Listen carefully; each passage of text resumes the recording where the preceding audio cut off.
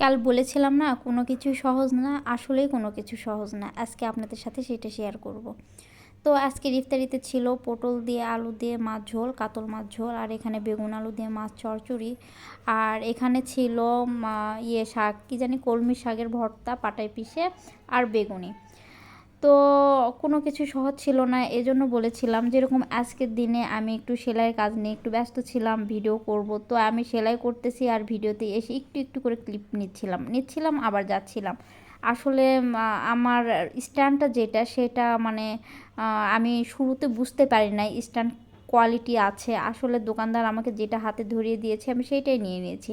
আসলে এটা তো ঠিক না। আমি ওনাকে বারবার বলেছিলাম আমার ফোনের ওয়েট কি নিতে পারবে। উনি আবার কিভাবে সেট করলো আমি তখন কিছুই বুঝি নাই, মানে ধান্দায় ছিলাম, বুঝছেন। তো আমিও বুঝি নাই। পরবর্তীতে বাসায় যখন নিয়ে এসেছি, আমি যখনই ফোন সেট করি আমি ভিডিও অন করি, বাট আমার স্ট্যান্ডটা থাকে না, পড়ে যায়। মানে আমার ফোনের ওয়েটটাই উনি সহ্য করতে পারে না, তাহলে বোঝেন অবস্থা। তো যাই হোক, সব কিছু মিলিয়ে আলহামদুলিল্লাহ একটা স্টার্ট নিতে হবে। আসলে নিব করে নগাতে যাচ্ছি ঠিকই, কিছু কিছু কাজ করে আবার চলে আসতেছি। তো সাইডে আপু মাছ ভাজতেছিল, আর পটল আলু এভাবে আমাদের তরকারিতে দেওয়ার আগে একটু ভেজে নেয়। তার মধ্যে এই তো লবণ দেয় আর একটু হলুদ দেয়, দিয়ে এটা ভালো করে একটু ভেজে নেয়, তাহলে কাঁচা কাঁচা যে গন্ধটা থাকে না ওটা থাকে না। আসলে সবার কাছে হয়তো এরকম লাগে না, মানে ভাজে না, একদম ডাইরেক্ট রান্না করে। আমাদের কাছে এরকম করে ভালো লাগে না, আমরা ওইভাবেই করি। তো আজকে আমি কি সেলাই করলাম আপনাদের সাথে শেয়ার করব আর কি। আমি হেজাব সেলাই করলাম, আর আমার একটা বাসায় পরার জন্য একটা কাপড় নিয়েছিলাম, গস কাপড়, সেটা কাটছি অনেক দিন পরে। মানে কাপড় কাটতেও কেমন জানি একটু ভয় ভয়ে কাজ করতেছিল। তো দুইটা নিয়ে এসেছি, আপনাদের সাথে শেয়ার করব। আমি ছোট ছোট করে একটু ক্লিপ শেয়ার করছি আর কি, মানে ওইটারও ক্লিপ নিয়েছি।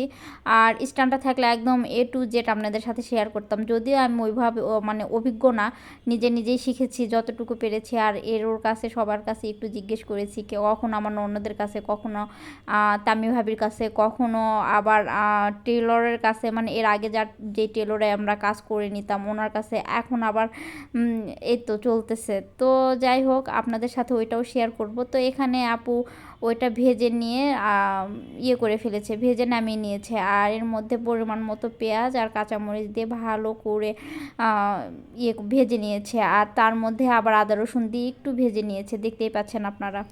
তো এর মধ্যে এখন একে একে করে পরিমাণ মতন সব মশলা দিয়ে দিবে। তো যাই হোক, আপনারা দেখতে থাকুন আর আমি কিছু কথা শেয়ার করি।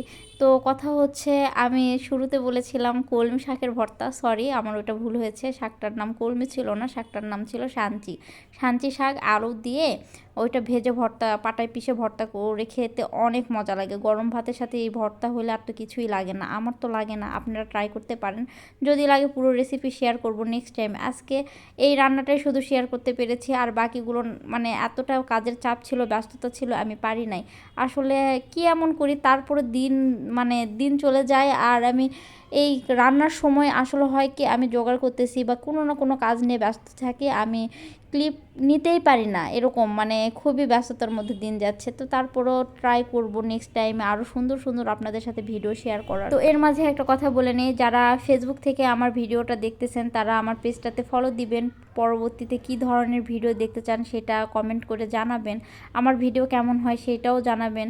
আসলে ছোট থেকে তো মানুষ বড় হয়, আপনারা না বললে তো আমি শিখবো না। আর আমি তো অনেক কিছুই জানি না, নতুন তো আস্তে আস্তে শিখতেছি। আর যারা ইউটিউব থেকে দেখতেছেন প্লিজ আমার চ্যানেলটা সাবস্ক্রাইব করে দিবেন। আসলে দেখতে দেখতে 116 জন সাবস্ক্রাইব করেছেন, আলহামদুলিল্লাহ। কে 116 জন আমি জানি না, তো যারাই সাবস্ক্রাইব করতেছেন তাদেরকে অসংখ্য ধন্যবাদ। আমার চ্যানেলটার সাথেই থাকবেন আপনারা। তো এই তো আপনারা দেখতেই পাইলেন মশলা কষায় তার মধ্যে দিয়ে দিয়েছিল পটল আর আলু, ওইটা ভালো করে কষানোর পরে ভালো করে কষিয়ে ঝোল দিয়ে দিয়েছে। অত কষানো তো আমি দেখতে পারি নাই, মানে দেখাতে পারি নাই, আমি ওই সময়টা সেলাই করতেছিলাম। তো এই তো আপু এভাবে পানি দিয়ে দিচ্ছে, মানে ঝোল দিয়ে দিচ্ছে, আর এর মধ্যে ঝোলটা অনেকটা যখন বলক এসে গিয়েছে তার মধ্যে দিয়ে দিয়েছে মাছ, ভেজে নেওয়া মাছটা দিয়ে দিয়েছে। তো এখন মাছ দেওয়ার পরে ভালো করে জাল করবে যতক্ষণ না ঝোল গাঢ় হয়ে আসে, মানে আমাদের যতটুকু ঝোল প্রয়োজন ততটুকু হওয়া পর্যন্ত জাল করবে আর কি। তো আজকের ভিডিওটা এই পর্যন্ত। যারা এতক্ষণ আমাদের সাথে ছিলেন, আমার ভিডিওটা দেখেছেন, সবাইকে অসংখ্য ধন্যবাদ। আর স্ট্যান্ড সম্পর্কে কারো কোনো ধারণা থাকলে আমাকে একটু কমেন্ট করে জানাবেন, কী টাইপ স্ট্যান্ড নিলে আমার জন্য ভালো হয় আর কি। আমি জানি না মানে আবারও কি ধোঁকা খাবো কি না সেটাও জানি না, কেমন কোয়ালিটি হবে। তো যাই হোক, আজকের ভিডিওটা এই পর্যন্ত। সবাই ভালো থাকবেন, দোয়া করবেন। আল্লাহ হাফেজ।